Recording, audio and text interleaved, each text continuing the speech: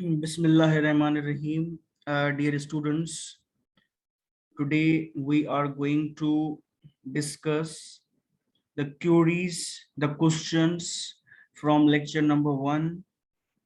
As you know that the same course was taught in previous year in your senior batch. A few days back, I had sent you the recorded videos of that lecture, and that was our first lecture, and now this is also our first lecture. But in today's lecture, we are going to discuss the questions which students had sent from the videos of the first lecture. अच्छा बेटा, सबसे पहला question था एक बच्चे का, why negative norms are being followed till today? यानी आज तक जो है वो मनफी नाम्स जो हैं वो क्यों फॉलो किए जा रहे हैं, like dowry. Even our religion, Islam, is against dowry. Why Islamic Republic of Pakistan does not pass a policy to ban the dowry system? जी बेटा, बिल्कुल आपका करेक्ट है सवाल के ये जो नॉर्म्स नेगेटिव हैं वो क्यों फॉलो किए जा रहे हैं. देखिए बेटा, ये जो सिस्टम होता है, सोसाइटी होती है, उसमें दोनों तरह के नाम्स जो हैं वो यानी मरवज हो जाते हैं, वो प्रैक्टिस में आ जाते हैं. वो पॉजिटिव भी होते हैं, नेगेटिव भी होते हैं. और जैसा कि आपने डाउरी का बताया है कि डाउरी एक ऐसा नॉर्म है जिसको हम पॉजिटिव नहीं कह सकते, क्योंकि इसकी वजह से बहुत सारे लोग जो है वो मुसीबत में, मुश्किल में आ जाते हैं. अच्छा बेटा, क्वेश्चन का दूसरा ये है कि क्यों इसके बारे में पास नहीं किया जाता. बेटा, इंडिया में तो लॉज जो है एंटी डाउरी लॉज पास किए गए हैं और वहां पे हैं. अब मेरे नॉलेज में नहीं है कि पाकिस्तान की गवर्नमेंट ने भी ऐसा कोई लॉ पास किया है या नहीं किया, लेकिन इंडिया की बिनिस्बत हमारे यहाँ इतना इशू नहीं है डाउरी का. इंडिया में बहुत ज्यादा है. वहां पे तो यानी लड़कियों को मार भी दिया जाता है, जो डाउरी बहुत ज्यादा नहीं लेकर आती उनको यानी तशद्दुद करके मार भी दिया जाता है और डिमांड भी की जाती है. ठीक है बेटा, तो वहां पे इंटेंसिटी बहुत ज्यादा है इंडिया में. लेकिन अगर पाकिस्तान में देखा जाए तो पाकिस्तान में कभी कोई यानी डायरेक्टली तो नहीं कहता कि हमें इतना इतना जहेज दो, लेकिन कभी कभी आपने ये एक वर्ड सुना होगा कि आप अपनी खुशी से जो दें. इस वर्ड के अंदर भी बहुत कुछ छुपा होता है कि हमें भी, हम बहुत कुछ चाह रहे हैं आप लोगों से. ठीक है बेटा, तो क्यों पाकिस्तान में नहीं इस तरह का लॉ बनाया जा रहा, मेरे इल्म में नहीं है कि आया ऐसा कोई लॉ बनाया गया है या नहीं बनाया गया है, और आइंदा इस तरह का कोई है या नहीं, मेरे इल्म में ये चीज नहीं है. अच्छा बेटा, दूसरा सवाल, there are many rules made by government, why these rules are not followed by public. अच्छा बेटा, कानून तो बनाए जाते हैं लेकिन उन उन उनको फॉलो क्यों नहीं किया जाता. बेटा देखें, एक उसकी मेन वजह यह है कि आप जब भी कोई कानून बनाते हैं तो अपनी अवाम को आप नहीं देखते कि हमारे अवाम की नेचर क्या है, हमारे अवाम की नोयत क्या है. और आप कभी कभी तो ये होता है कि आप जो है वो कॉपी पेस्ट कर रहे होते हैं. जैसे बर्तानिया का कानून है, इंडिया का कानून है, अमेरिका का कानून है, उनमें से आप कोई सिक्के निकालते हैं और वो आप यहाँ पे लाकर उनको कानून बना देते हैं. और आप अपनी सोसाइटी को देखते ही नहीं है कि उसकी सोसाइटी की नोयत जो है वो थोड़ी सी डिफरेंट है. जैसे हमारा इस्लामी मुआशरा है, पंजाब में 3-4 साल पहले एक कानून पास किया गया था पंजाब असेंबली में, जिसमें खवातीन जो है वो अपने शोहर के खिलाफ अगर वो उस पर कोई तशद्दुद करता तो वो पुलिस स्टेशन में जाके शोहर की शिकायत करती तो फौरन पुलिस शोहर को गिरफ्तार करती. तो बेटा जैसे ही ये कानून पास होगा, 2 खवातीन ने ये शिकायत लेकर थाने पहुंच गई, अपने शोहरों को उन्होंने अरेस्ट करवाया, और जैसे ही वो छूट कर आए तो पहली फुर्सत में उन्होंने अपनी बीवियों को तलाक दे दी. तो अब ये कानून बैकफायर कर रहा था क्योंकि हमारे सोसाइटी के मिजाज के हिसाब से वो कानून नहीं था, इसीलिए लोग उसको फॉलो नहीं कर रहे थे, हमारी सोसाइटी उसको फॉलो नहीं कर रही थी. ठीक है बेटा. अच्छा, दूसरी इसकी फैक्टर या दूसरी वजह हम ये कह सकते हैं कि देखिए बेटा, कानून जो बनाने वाले होते हैं ना, जब तक वो कानून पर खुद अमल नहीं करेंगे, नीचे वाले कभी भी अमल नहीं कर सकते। आप देखें ये जो आजकल चल रहा है कि भाई मास्क पहनो और डिस्टेंस रखो, 6 फीट का फासला रखो और एक दूसरे के साथ यानी इतने करीब ना आओ। लेकिन ये जो हुक्मरान ये कानून बना तो लेते हैं, अवाम को अपीलें तो करते हैं कि मास्क पहनो, 6 फुट का फासला रखो, लेकिन जब यही हुक्मरान जाके जलसे जुलूस करते हैं तो अवाम कहती है कि भाई ये लोग ही नहीं फॉलो कर रहे तो हम क्यों करें। ठीक है बेटा, दूसरी वजह। और तीसरी वजह इसकी ये है, कानून को फॉलो नहीं करते लोग, ये है कि जो कानून को इम्प्लीमेंट करने वाली एजेंसीज होती हैं वो इतनी ज्यादा इफेक्टिव नहीं होती, यानी उनके अंदर वो सलाहियत ही नहीं होती कि वो कानून पर अमल करवाएं। तभी अब ऐसा तो नहीं आपने कानून बना दिया और लोगों को सिर्फ बता दिया कि यार खुदा के वास्ते आप लोग अमल कर लीजिएगा, नहीं, उसके लिए एक पूरा मैकेनिज्म होना चाहिए। जैसे आप दावत देते हैं ना लोगों को, 100 लोगों को दावत देते हैं तो उनके लिए पूरी तैयारी करते हैं, उनको खाना खिलाने के लिए, उनको बिठाने के लिए एक पिंडाल बनाते हैं, तंबू लगाते हैं, या कोई शादी हाल है वो बुक करते हैं, तो पूरा एहतमाम करते हैं। तो बिल्कुल उसी तरह जब आप कोई कानून बना रहे हैं तो उस पर इम्प्लीमेंटेशन का एक मैकेनिज्म बनाना लाजमी है।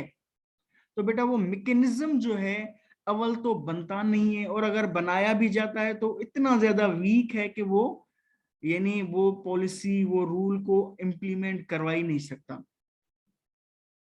इसकी एक मैं आपको सादी सी मिसाल ये दूं कि जैसे है कि भाई स्टूडेंट्स जो है वो क्लास में चुप करके बैठे। अब ये कानून है कि भाई जब टीचर पढ़ा रहा है तो स्टूडेंट्स को चुप करके बैठना है, ये नॉर्म है।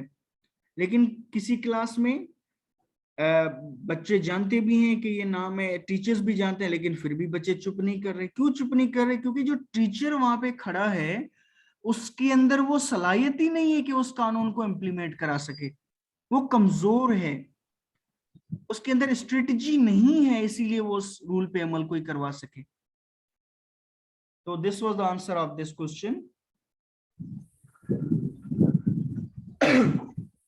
अच्छा बेटा, नेक्स्ट क्वेश्चन है, करप्ट लोगों को लूट के अगर कोई गरीबों की मदद है तो वो गुड डेविएंस होगा या bad डेविएंस?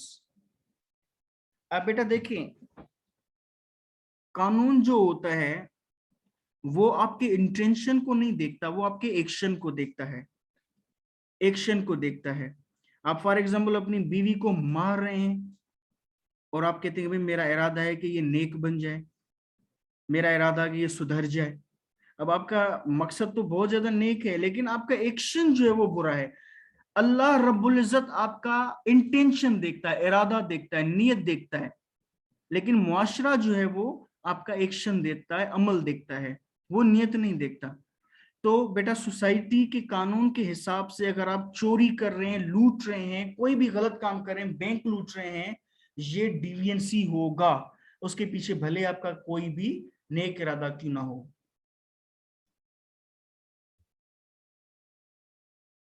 Next question, as we know in our society the concept of punishment and appreciation is rare, so those who are conformist and not getting any appreciation, so which things motivate them to remain conformist instead of being converted into deviant? यानी कि बेटा society में इतनी ज्यादा appreciation भी नहीं होती, उनको मोटिवेट भी नहीं किया जाता, फिर भी वो लोग क्यों यानी कन्फर्मिस्ट रहते हैं?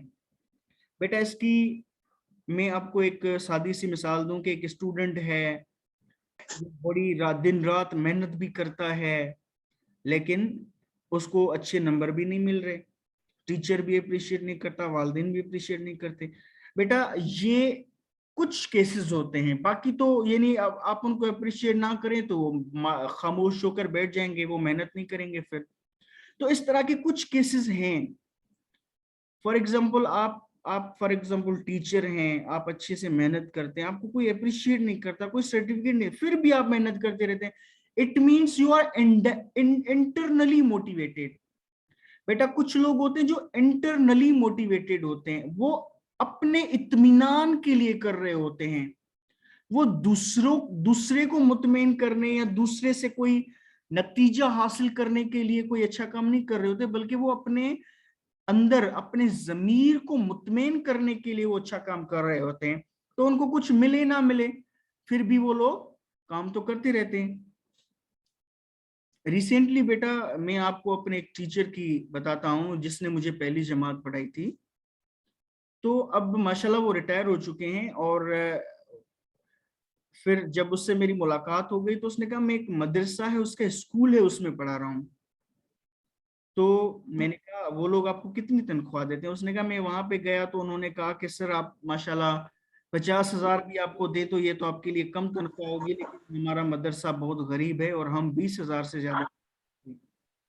तो मेरे टीचर ने कहा कि भाई देखो, मुझे अल्लाह ने बहुत कुछ दिया हुआ है, 60-70 हज़ार रुपए मेरी पेंशन आ रही है, मुझे पैसों की परवाह नहीं है। आप ऐसा करें, 20 ना दे मुझे, बस 10,000 रुपए दे, मेरे लिए इनफ है।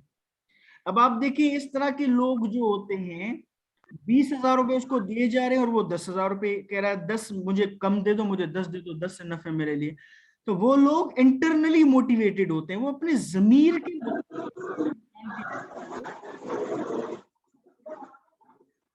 बेटा किसकी माइक ओपन है?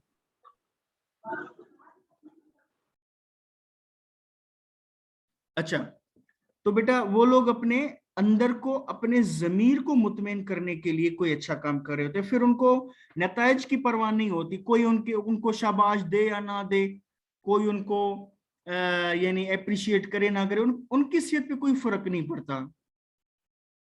जैसे बेटा कुछ गाड़ियां होती है ना, जिसके अंदर पेट्रोल ना हो ना, उसको धक्का देंगे तो वो चलेगी, और धक्का नहीं देंगे तो रुक जाएगी। ऐसी गाड़ियां आप लोगों ने देखी होंगी। लेकिन वो किस तरह की गाड़ियां होती हैं? या तो उनकी इंजन में खराबी होती है, या तो उनके अंदर पेट्रोल नहीं होता, तब उनको धक्के की जरूरत होती है।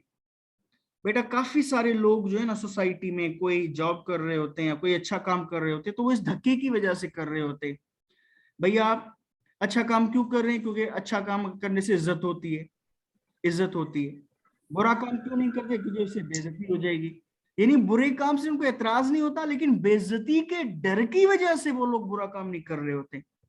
तो ये इस तरह के लोग ऐसी गाड़ियों की तरह होते हैं जो धक्के पे चल रही होती हैं, धक्का मिलता है तो चलती हैं, धक्का नहीं मिलता तो नहीं चलती। लेकिन कुछ गाड़ियां ऐसी होती है जिनकी इंजन भी टाइट होती है, जिनके अंदर पेट्रोल भी होता है, उनको किसी धक्के की जरूरत ही नहीं होती, वो अंदर से ही बहुत ज्यादा मजबूत होती हैं। तो बेटा यही जवाब है कि कुछ लोग बाहर से अप्रिसिएशन ना मिलने के बावजूद भी क्यों अच्छा काम कर रहे होते हैं।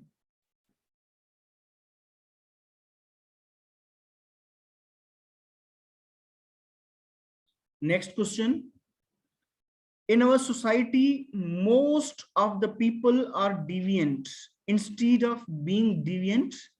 Why do they expect from people around them to be conformist?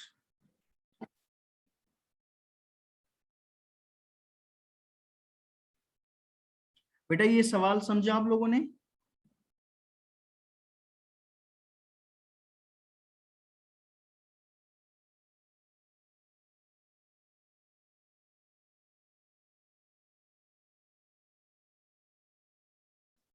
Hello, ये बेटा किस स्टूडेंट का सवाल है?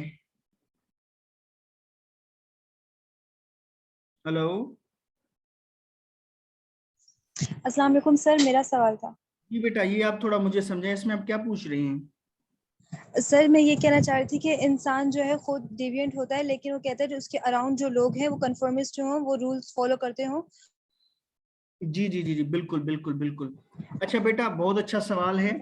देखिए एक बेटा एक होता है क्या कहते हैं कि टर्म मेरे माइंड में नहीं आ रहा। एक साइकोलॉजिकल कैफियत होती है बंदे बंदे की उसमें, जिसमें वो ये होता है कि अपने आप को वो भुला देता है, वो अपने आसपास के लोगों को यानी बहुत ज्यादा फोकस रखता है, अपने आप को भुला देता है। यानी वो खुद कितना भी गलत काम करे, लेकिन वो अपने आसपास वालों से एक्सपेक्ट कर रहा होता है कि वो लोग जरूर जो है यानी कि अच्छे बने। देखिए बेटा हमारा जो मुआशरा है ये एक मिजाज की बात है। ठीक है बेटा, मिजाज हमारे मुआशरे का ऐसा बन गया है कि वो खुद को भुलाकर बाकी सारे लोगों को अच्छा करना चाह रहा है। वैसे एक होता है ना सेल्फिश, एक होता है अदरिश। जो अच्छे काम होते हैं उनमें तो हम, यानी जो अच्छी चीजें हों उनमें तो हम अपने आप को याद रखते हैं, भाई ये पैसे किसको मिलने चाहिए, मुझे मिलने चाहिए। ये अच्छी लड़की, अच्छा लड़का, ये किसको मिलना चाहिए, मुझे मिलना चाहिए। ये प्रॉपर्टी किसको मिलनी चाहिए, तो मुझे मिलनी चाहिए। लेकिन जब कुछ करने का वक्त आता है, भाई ये काम है किसको करना है, भाई ये फला करे। जैसे घरों में भी होता है ना, भाई ये अच्छा सालन आया है पड़ोस से, किसको खाना है, आप कहेंगे ये तो मुझे खाना है। अच्छा भाई ये थोड़ा सा आटा पिसवाना है चक्की से, कौन जाएगा, भाई भाई को कहो वो जाए। इट मीन जो करने का काम होता है वो आप हमेशा दूसरों को पेश कर देते हैं, भाई ये दूसरे लोगों को करना चाहिए। तो आप हमेशा दूसरों को अच्छा बनना अच्छा यानी देख रहे होते हैं, दूसरों की फिक्र होती है, दूसरे अच्छे बने, उनकी आकिबत की फिक्र होती है, उनकी दुनिया की फिक्र होती है, सब कुछ कर रहे होते हैं। लेकिन आप अपने आप को जो है वो भुला रहे होते हैं कि मैं भी इनमें से हूं और मुझे भी यानी ये सब चीजें पहले से करनी चाहिए। बिल्कुल बेटा, आपका क्वेश्चन सही था। काफी लोग होते हैं जो, इवन मैंने टीचर्स को भी देखा मेरे अपने कैरियर में। एक टीचर था जो खुद जो है यानी कि इवन ड्रिंकिंग करता था, शराब पीता था, लेकिन वो इस्लामियात पढ़ाता था और उनमें वो कहता था कि भाई ये चीजें अच्छी नहीं है, वो चीज अच्छी नहीं है, ये चीजें वो चीजें। ठीक है बेटा।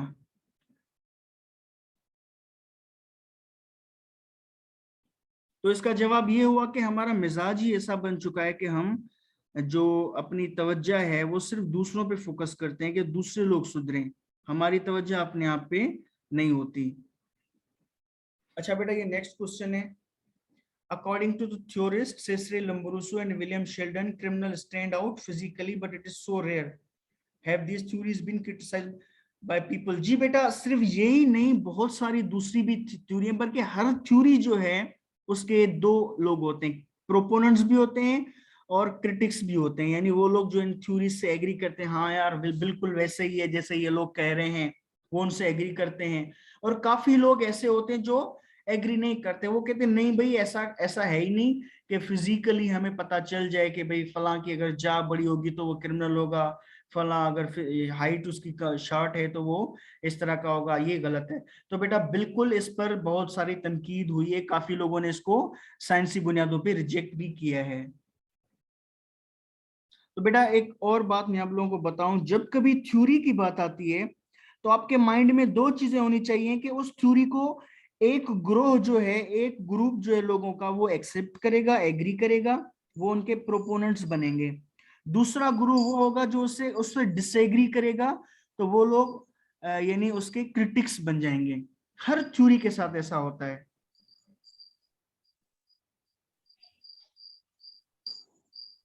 Is religion informal social control? बिल्कुल बेटा, रिलीजन जो है वो इनफॉर्मल सोशल कंट्रोल है। फॉर्मल सोशल कंट्रोल क्या होता है बेटा? जैसे पुलिस है, कानून है, हर चीज लिखत में होती है, रिटन में होती है, और प्री डिफाइंड होता है कि फला काम करेंगे तो आपको इतनी सजा मिलेगी, ये होगा वो होगा।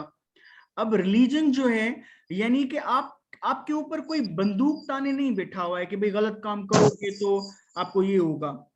ठीक है, तो ये इनफॉर्मल है। इनफॉर्मल क्या है? इनफॉर्मल यानी कोई डिफाइंड डेफिनेशन नहीं है और कोई आपके ऊपर खड़ा नहीं है कि भाई ये चीज करें। जैसे पुलिस होती है, सोसाइटी में खड़ी होती है कि कोई गलत काम तो नहीं कर रहा।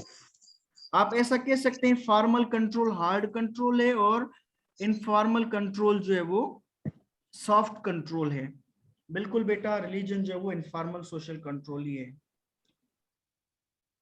और दूसरी बात मैं आप लोगों को बताऊं कि भाई जब आप कंपेयर करते हैं फॉर्मल और इनफॉर्मल को, आपसे अगर पूछा जाए कि भाई कौन सा ज्यादा इफेक्टिव है, तो आपका जवाब होना चाहिए इनफॉर्मल। इनफॉर्मल सोशल कंट्रोल जो है वो बहुत ज्यादा इफेक्टिव है। क्योंकि बेटा एक बच्चा है, एक बच्चा है, आप उसके ऊपर खड़े हैं, आप उसके बाबा हैं, आप कहते हैं कि मेरा बेटा पढ़े, आप उसके ऊपर खड़े हैं लाठी लेकर तो वो पढ़ रहा है। लेकिन आप जैसे ही बाहर मुक्ता चले, वाला कौन एकदम मुंह फोन गई चुई गाड़ी करण गया। बेटा ये कौन स्टूडेंट है जो अपनी माइक बंद नहीं करते हैं? मुझे बहुत तरस आता है ऐसे स्टूडेंट्स पर। अच्छा बेटा, हम बात कर रहे थे इनफॉर्मल सोशल कंट्रोल की, कि देखें जब बाप सामने खड़ा होता है तो वो पढ़ता है और बाप नहीं होता तो नहीं पढ़ता। लेकिन अगर मोहब्बत होगी, बाप के कहे का इज्जत होगी, तो बाप मौजूद हो ना हो लेकिन वो जो है वो उसके कहे पे लाजमन अमल करेगा। तो ये सॉफ्ट कंट्रोल होता है एक तरह का। अब इनफॉर्मल कंट्रोल और फॉर्मल कंट्रोल, बेटा ये एजुकेशन में भी, इवन एजुकेशन जो है वो तो फॉर्मल कंट्रोल है, लेकिन इसमें इनफॉर्मल कंट्रोल भी हो सकता है। इनफॉर्मल कंट्रोल क्या है कि भाई अगर आप चीटिंग करते हैं, एक तो तरीका ये है कि आपको पेपर से उठा के बाहर भेज दिया जाए, ये फॉर्मल कंट्रोल हो गया। आपने गलत काम किया और उसकी पनिशमेंट आपको मिली। लेकिन बेटा कभी कभी क्या होता है कि कोई टीचर आपको बाहर नहीं निकालता, वो कहता है बस आप मेरी नजरों से गिर गए, मैं आपसे नाराज हूं, अब आपके लिए मेरे पास कोई इज्जत नहीं क्योंकि आप चीटर हैं, मैंने आपको इतनी मेहनत से पढ़ाया लेकिन आप फिर भी चीटिंग करते हैं। अब ये जो तरीकेकार है ये इनफॉर्मल कंट्रोल हो गया। ये नहीं आपको बाहर भी नहीं निकाल दिया जा रहा, आपको इवन वो फेल भी नहीं करा, लेकिन कह रहा है कि भाई आप मेरी नजरों से गिर गए क्योंकि आपने गलत काम किया। तो बेटा ये जो इनफॉर्मल कंट्रोल है ये बहुत ज्यादा इफेक्टिव होता है as compare to formal control. What are the causes of deviant behavior in our society? How to stop deviant behavior? बेटा हर जो deviant behavior है उसकी अलग अलग जो है होती हैं वजूहात, लेकिन अगर आप कॉमन पूछ रहे हैं तो सबसे पहली जो है वो ये है कि तरबियत की कमी हमारे यहाँ। बल्कि उससे पहले भी मैं ये कहूँगा कि तालीम नहीं है कि कौन सी चीज़ सही है कौन सी गलत है। काफ़ी लोगों को गलत और सही का पता ही नहीं होता, काफ़ी चीज़ें वो लोग गलत कर रहे होते हैं उनको बता दिया जाता है भाई ये चीज तो आप लोग गलत करें, अच्छा गलत है, हमें तो पता ही नहीं था। ठीक है बेटा, पहली तो उनको नॉलेज ही नहीं होती, उनको इल्म नहीं होती, उनको तालीम नहीं होती, तो तालीम की कमी। नंबर 2, कभी कभी क्या होता है, पता भी होता है कि ये चीज गलत है फिर भी वो लोग कर रहे होते क्योंकि तरबियत नहीं होती। माँ बाप जो है उनकी तरबियत नहीं करते, असातिज़ा जो है वो उनकी तरबियत नहीं करते, उनके जो पड़ोस वाले बड़े हैं बुजुर्ग हैं उनकी तरबियत नहीं करते, तब जाके लोग गलत कामों में पड़ जाते हैं।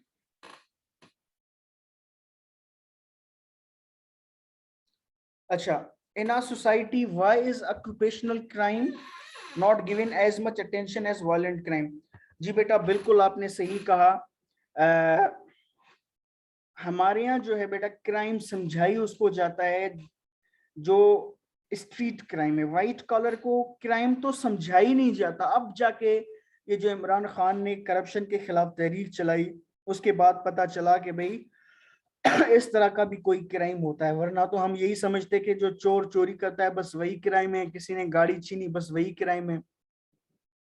तो बेटा ये है कि जो मुआशरा जितना ज्यादा तहजीब याफ्ता होगा उसमें उतना ही ज्यादा क्राइम की डेफिनेशन वसी होगी कि भाई ये भी क्राइम है ये भी क्राइम है। इवन एक क्राइम अभी चल रहा है जो इंटरनेट पे होता है, साइबर क्राइम। अब इन चीजों का कब आपको पता चलेगा, जब आप तहजीब याफ्ता होंगे, जब आपके पास एजुकेशन का रेशो ज्यादा होगा, तब आपको पता चलेगा कि भाई ये भी तरीके होते हैं गलत काम करने के। इवन बेटा कुछ क्राइम ऐसे हैं जिनका आपको भी पता नहीं है कि भाई अच्छा ये भी कोई क्राइम हो सकता है। इवन बेटा आपने देखा होगा जो अक्सर पीर मुरीद होते हैं, ये बहुत ही आला किस्म का कॉन्सेप्ट है हमारे मजहब में, पीरी और मुरीदी का। लेकिन बेटा इसको भी एक्सप्लॉइट किया गया है, लोग जो है वो गलत मकसद के लिए इसको इस्तेमाल करते हैं। दाढ़ी रख लेते हैं, फिर जुबा पहन लेते हैं, फिर वो बंदा पीर बन जाता है और लोगों को लूटने लगता है, लोगों से पैसे ऐंठता है। और फिर आपने सुनी होगी फला पीर की इतने बिलियन डॉलर की प्रॉपर्टी है बाहर। अब देखें वो तो इवन आप उसकी इज्जत करते हैं, भाई ये बलाना बड़ा बुजुर्ग है, बड़ा पीर है, बड़ी अच्छी बातें करता है, जुब्बा है, दाढ़ी है, लेकिन वो लोगों के एतमाद को ठेस पहुंचा रहा है, उनकी आंखों पर पट्टी बांधकर उनकी जेबें खाली कर रहा है। अब आपको अंदाजा भी नहीं होगा कि ये भी कोई क्राइम हो सकता है, लेकिन ये भी क्राइम है। क्राइम इन्वॉल्विंग कॉन्फिडेंस, यानी लोगों के एतमाद को ठेस पहुंचाकर उनको धोखा देकर उनसे गलत फायदा हासिल करना, जिनका लोगों को पता तक ना हो लेकिन आपको पता हो कि मैं ये चीज कर रहा हूं, ये भी क्राइम है।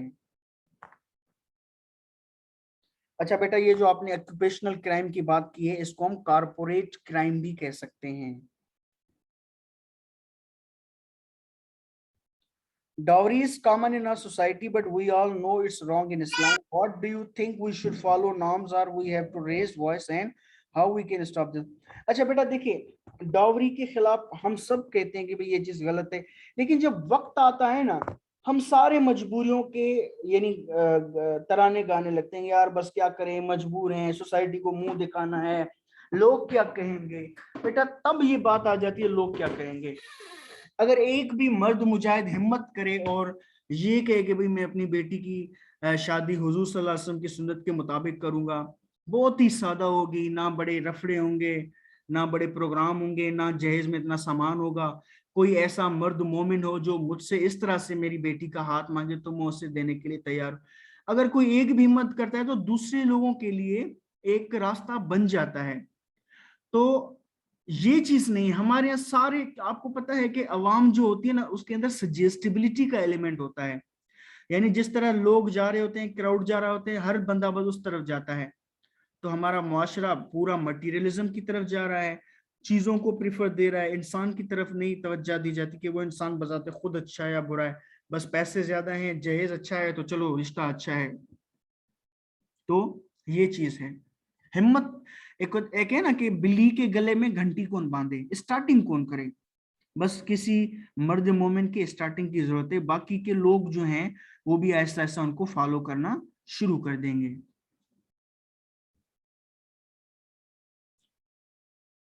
अच्छा, in Pakistan bunch of people do not follow the rules, how do you think we should make them understand? बेटा उनको हम कैसे समझा सकते हैं? आपके हाथ में क्या है बेटा, आप दो काम कर सकते हैं। अव्वल, आपके अंडर में जो लोग आते हैं, फॉर एग्जांपल आप अगर अपनी फैमिली के रिस्पॉन्सिबल हैं, जिम्मेदार हैं, तो आपके अंडर जितने भी लोग आते हैं आप उनको कहें कि भाई आप रूल को फॉलो करें, और वो फला लोग जो फॉलो नहीं करें उनकी तरह बिल्कुल भी नहीं होना, हमें बिल्कुल भी नहीं होना। ठीक है बेटा, आप उनको कैसे समझा सकते हैं? आप जा रहे हैं, सिग्नल पे खड़े हैं, लेकिन वहां से दो तीन गाड़ियां वाले आगे की तरफ जा रहे हैं। अब आप क्या कर सकते हैं उनको समझाने के लिए? आप उनको जाके थप्पड़ नहीं लगा सकते, आप पुलिस वाले नहीं हैं, पुलिस वाले भी उनको नहीं कह रहे। अब आपको करना क्या है कि आप रूल को फॉलो करें, आप खड़े रहें। उनको शर्मिंदा करने के लिए बहुत अच्छा तरीका है कि आप बस खड़े रहें वहां पे, आप उनकी तरह ना हो।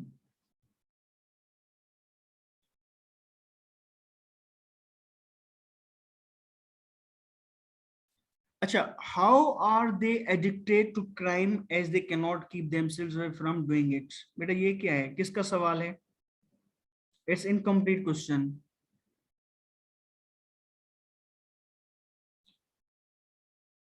अच्छा, how both of the physicians came up with things like body posture and appearance, it might be not possible in most of the cases? बेटा ये मुझे तो समझ में ही नहीं आ रहा क्वेश्चन।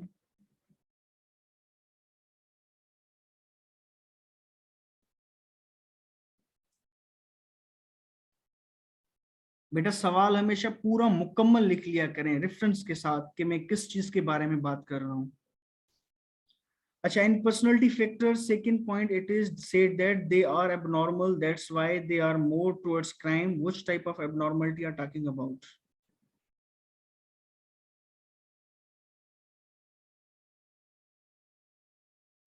बेटा ये भी सवाल में समझ ही नहीं पा रहा, इसमें आप पूछ क्या रहे हैं? इसमें एक तो बात मुझे जो दिख रही है, आप ये एबनॉर्मलिटी की बात कर रहे हैं। तो बेटा एबनॉर्मलिटी साइकोलॉजिकल फैक्टर में आता है। उसमें आप ये देखते हैं कि जो भी क्राइम कर रहा है, जो भी गलत काम कर रहा है, आप उसको ये कहते हैं कि भाई इसकी मेंटल हालत जो है वो क्या है। आप उसकी साइकोलॉजिकल कंडीशन पे जाते हैं कि उसकी कंडीशन क्या है। अब जैसे कोई पागल बंदा हो या कोई बच्चा हो, कोई गलत काम करे, तो आप कहते हैं कि भाई इस बंदे की मेंटल लेवल वो नहीं है कि आप इससे वो एक्सपेक्टेशंस रखें, इसको छोड़ दें। इसीलिए बेटा किसी भी कानून में जो पागल होता है उसको एबनॉर्मल समझा जाता है, और अगर वो पागल किसी को नुकसान भी पहुंचा दे तो उसको सजा नहीं होती।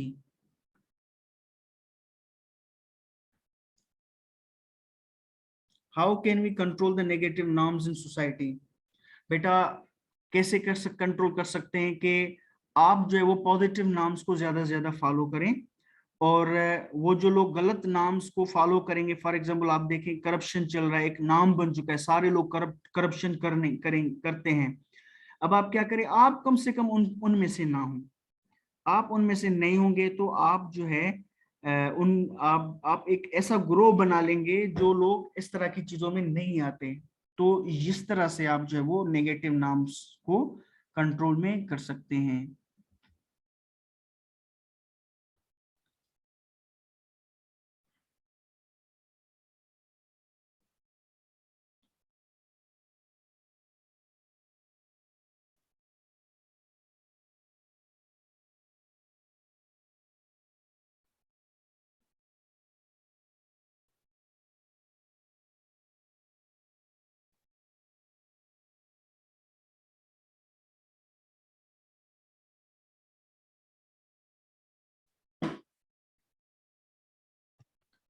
बेटा ये आपका सवाल बहुत बड़ा है कि जो लोग कानून बनाते हैं वही कानून तोड़ते हैं, हम क्या करें? बेटा देखें, आप ये कर सकते हैं कि आप उनको ना देखें। ये एक कोई वजह नहीं है कि भाई दूसरे लोग भी तो कानून तोड़ रहे हैं तो मैं भी कानून तोड़ूं, ये गलत बात है। अब देखें दूसरे लोग जो असेंबलियों में ये यानी कानून बनाए कि भाई मास्क को पहनना है, 6 फुट का फासला रखना है, एसओपीज का ख्याल रखना है, लेकिन हुक्मरान अपने जलसे कर रहे हैं। अब कराची में 2-3 दिन पहले जलसा था, तो वो खुद ही जलसे कर रहे हैं, तो हम क्यों? तो बेटा आप उनको उनको छोड़ें, आप खुद जो है वो इन कानून पर अमल करें। उनको आप मत देखें कि कोई कर रहा है कोई नहीं कर रहा, कम से कम आप जरूर करें।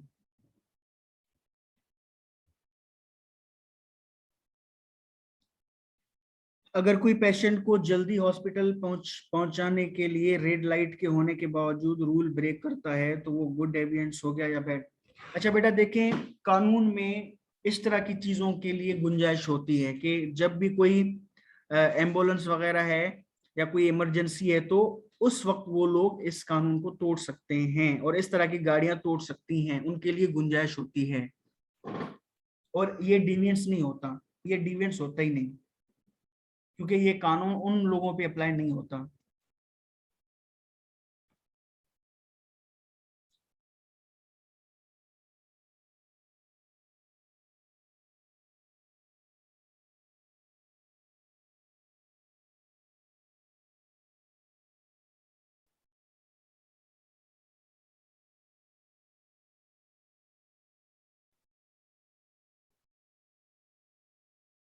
जी बेटा बिल्कुल आपकी ये बात दुरुस्त है कि जिन्होंने ये रिसर्च की है उन्होंने अपने एरिया को देखा है, एरिया के हिसाब से ये बातें की हैं, और वो बातें एप्लीकेबल होंगी या नहीं होंगी। तो बेटा देखें, दो चीज हैं, जब तक उनकी थ्योरीज का ताल्लुक इंसान के मिजाज के साथ है, इंसान की फितरत के साथ है, फिर तो अप्लीकेबल होंगी।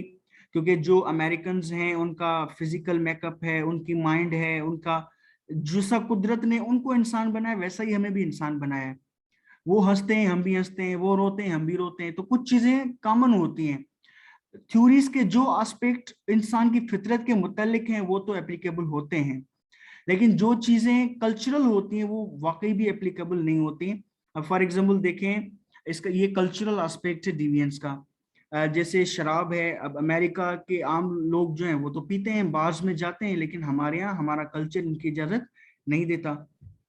तो बिल्कुल भी जो कल्चरल एस्पेक्ट हैं वो वाकई भी अप्लाई नहीं होते होंगे, लेकिन जो फितरती एस्पेक्ट हैं, नेचुरल हैं, इंसानों के मुतालिक, वो एप्लीकेबल होते हैं सिर्फ।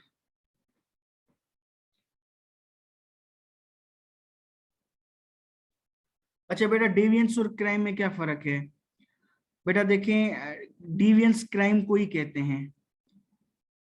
हर डिविएंस जो है वो क्राइम ही, हर डिविएंस क्राइम नहीं हो सकता। हर क्राइम डिविएंस जरूर होता है, लेकिन हर डिविएंस जो है वो क्राइम नहीं होता। फॉर एग्जांपल आप जो है, जैसा कि मैंने आपको बताया कि आप आपसे एक्सपेक्ट किया जाता है कि अगर आपके अबू खड़े हों तो आपको बैठना नहीं, आपको भी खड़े रहना है, लेकिन आप बैठ जाते हैं, आपने डिविएंस किया। लेकिन ये कहीं पे भी नहीं है कि भाई अगर कोई बेटा बाप के खड़े होते बैठ जाए तो उसको थाने में बंद कर दो, ऐसा नहीं है।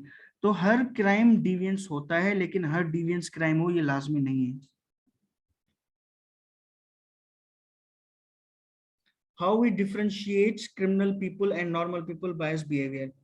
बेटा कैसे डिफरेंशिएट कर सकते हैं अब उनके बिहेवियर से। बेटा देखें, अगर उनका बिहेवियर एक्सेप्टेबल है तो वो नॉर्मल है, अगर उनका बिहेवियर एक्सेप्टेबल नहीं है, आपको एतराज है उसके किसी बिहेवियर पे, तो वो क्रिमिनल हो सकता है।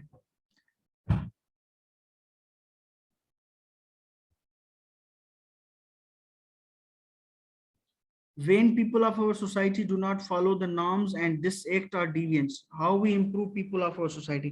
बेटा मैंने आपको कहा कि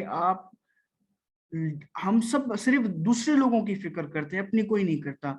आप दूसरों को भी करना चाहते हैं तो सबसे पहले आप खुद करें। आप खुद कानून पे अमल करेंगे, आपसे दूसरे लोग सीखेंगे कि भाई फला बंदा कर रहा है तो हम भी करें।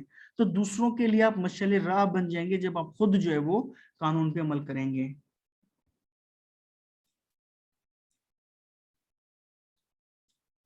How theory of Cesare Lombroso was right because sometime body structure of people are different from other but they are not criminal। जी बेटा बिल्कुल, आप उस ग्रुप में शामिल हैं जो तनकीद करते हैं इस थ्योरी पे। मैंने पहले भी बताया कि दो ग्रुप होते हैं, कुछ लोग इसको एक्सेप्ट करते हैं, कुछ लोग एक्सेप्ट नहीं करते। और आपने माशाल्लाह बहुत अच्छा पॉइंट उठाया है कि काफी लोगों की ऐसी बॉडी होती है लेकिन वो लोग क्रिमिनल नहीं होते।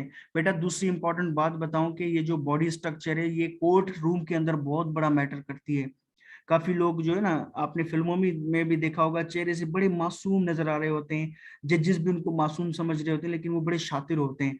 और कुछ लोग बेचारे यानी होते हैं, हम सिंधी में बोलते हैं अबूझ अबूझ लोग होते हैं। चेहरे से तो बड़े दहशतगर्द दिखाई देते हैं, मूंछों से दहशतगर्द दिखाई देते हैं, लेकिन अंदर में बड़े मासूम होते हैं।